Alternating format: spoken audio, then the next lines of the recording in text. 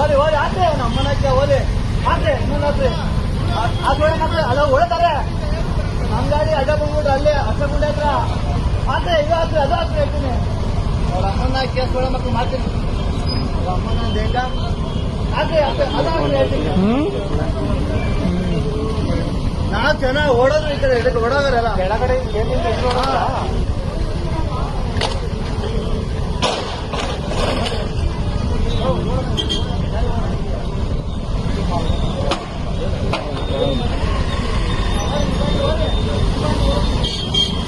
road जाम करवाकर निम पाड़े निम मोगी कलर का हराम खोरीले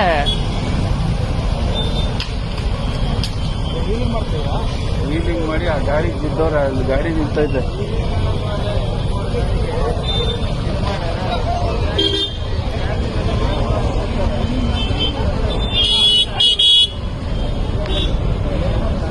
रोड जाम करा